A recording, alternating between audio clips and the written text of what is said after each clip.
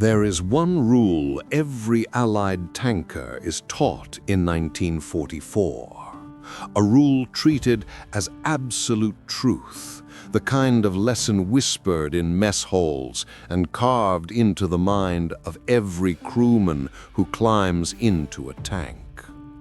You do not fight a tiger head-on. You do not challenge a panther at long range. And you certainly do not expect a Sherman to win. For years, this belief shapes everything. Allied tactics, armored doctrine, even the morale of the men inside those steel hulls. The enemy's heavy tanks, Tigers with their 88mm guns and Panthers with sloped armor, have a reputation bordering on myth. German commanders boast that their machines are untouchable. Allied crews believe the best they can do is surround a Tiger, flank it, or pray for air support. And one Sherman, above all, is treated as an embarrassment. Tall, boxy, gasoline-powered, with armor so thin German shells punch through it at nearly any range. Worthless, some crews call it. A death trap, others mutter. Even when the British place a monstrous 17-pounder gun inside one variant, the Sherman Firefly, many still doubt it. A big gun stuffed into a fragile body. A rifle chambered in hope. A desperate answer to a battlefield ruled by German steel. Everyone believes the rule. Everyone accepts the myth. Everyone knows how this story is supposed to go. But in July 1944, on the battlefields of Normandy, one young gunner will break the rule and annihilate the tanks the world feared most. His name is Trooper Joe Ekins, 21 years old, soft-spoken, raised in Rothwell, Northamptonshire. Not a career soldier, not a hardened veteran, just a shoemaker's apprentice who joined the Northamptonshire Yeomanry when the war dragged on too long and too far. He is not the loudest man in the crew, not the bravest by his own description, but he has two things that matter more than bravado: steady hands and cold, deliberate aim. On the practice range, his instructors notice how rarely he misses, how he breathes out before every shot, how he can tune out chaos like he's switching off a radio.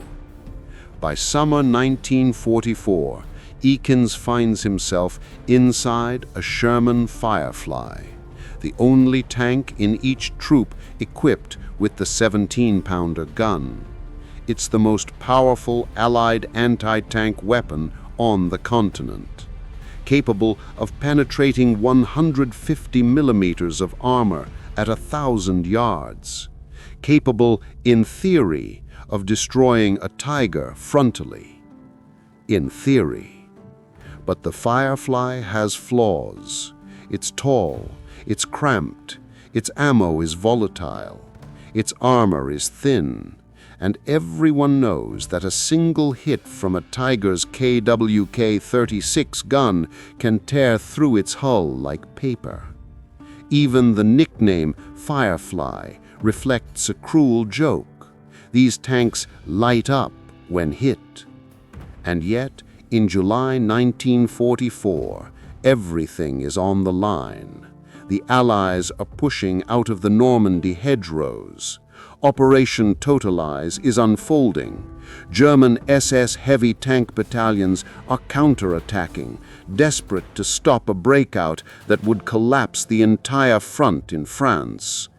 On the morning of August 8th, 1944, a column of German heavy armor rolls toward the Canadian and British positions near Sagnon-de-Cromnesil.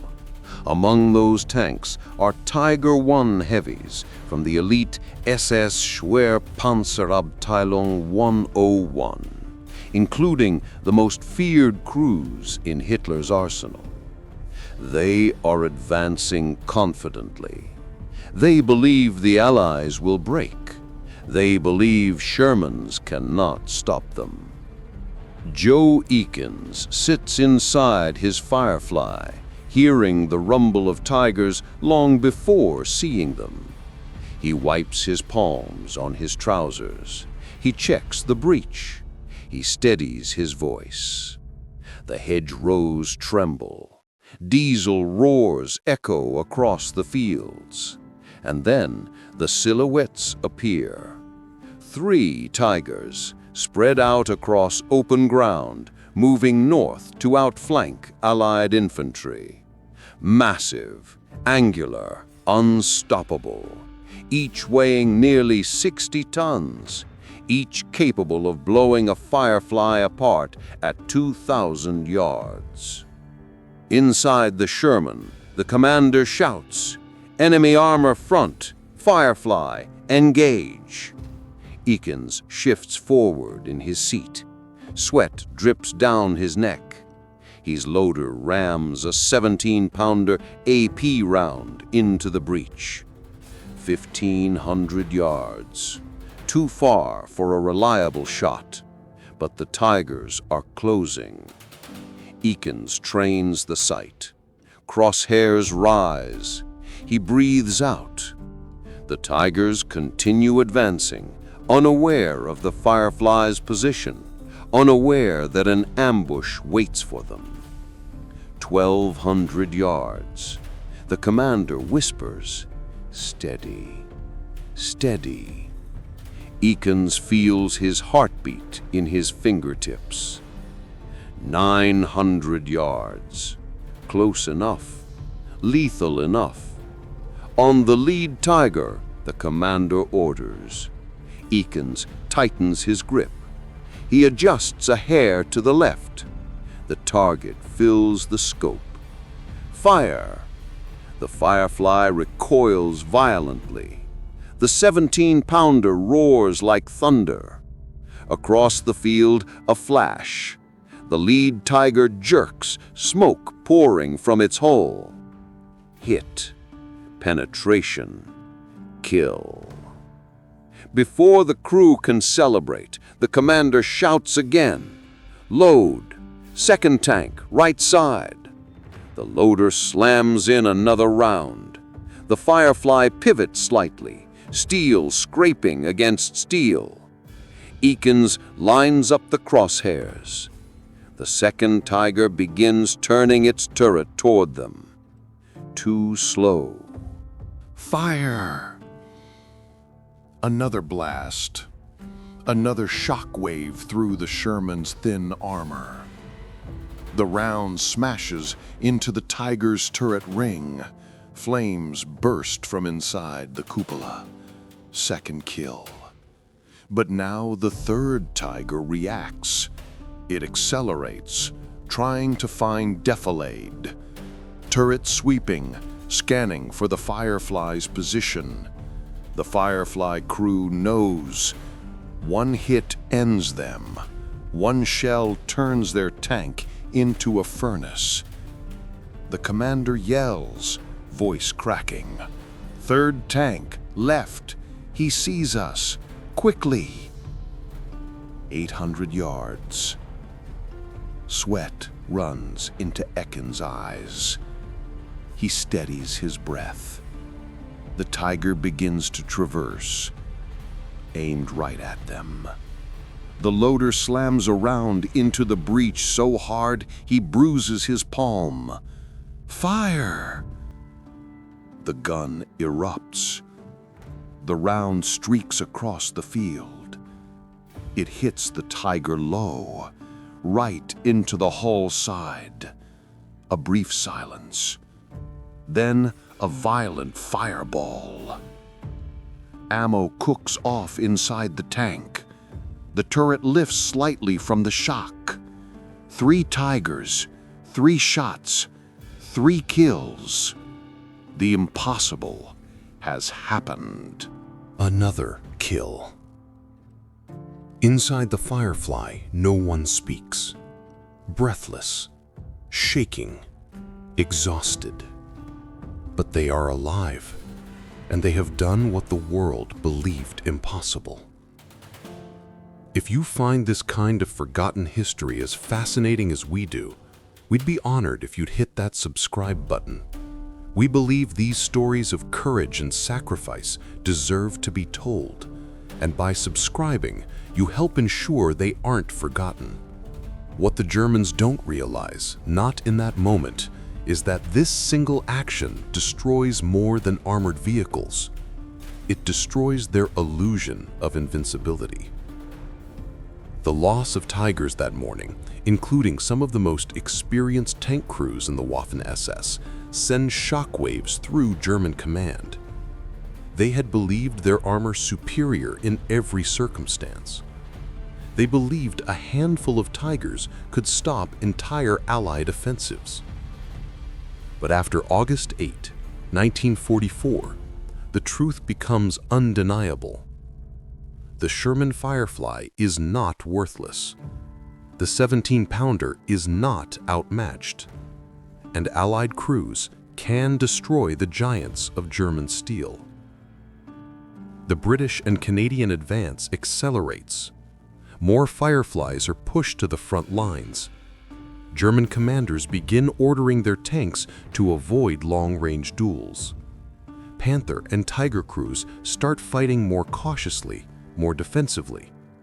What they didn't know at the time was that Allied intelligence immediately took note. Engagement reports spread rapidly. Other tank units were briefed on the Firefly's performance. Doctrine changed. Confidence grew.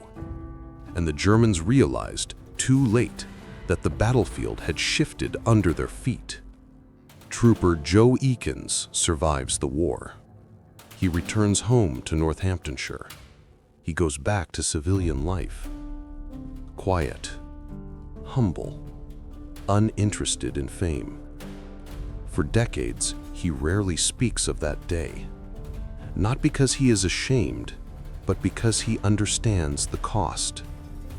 He remembers the faces of the men who did not return, the tankers burned alive in their hulls, the friends buried in foreign soil. He never calls himself a hero, but history remembers differently. Ekins' shots near Saint-Aignan-de-Cremestignol become some of the most analyzed tank engagements in the entire war. His precision, his calm under fire, and his refusal to break when confronted by the enemy's strongest weapons become a symbol of every underdog who ever climbed into a Sherman believing the odds were hopeless. To this day, military historians point to August 8, 1944, as the moment the myth of German tank invincibility truly cracked. A moment when a worthless tank, in the hands of ordinary men, annihilated the machines the world feared. A moment carved not by generals, not by grand strategies, but by a 21-year-old gunner with steady hands and a clear shot. If this story moved you, please hit that like button. Every click tells the algorithm this piece of history is worth remembering. We're dedicated to rescuing these forgotten stories from the archives. If you want to join us on this mission, please subscribe and turn on notifications. Where are you watching from? Drop a comment with your city or country and tell us if someone in your family served. Thank you for ensuring that Trooper Joe Ekins and the men of the Northamptonshire Yeomanry do not disappear into silence. They deserve to be remembered.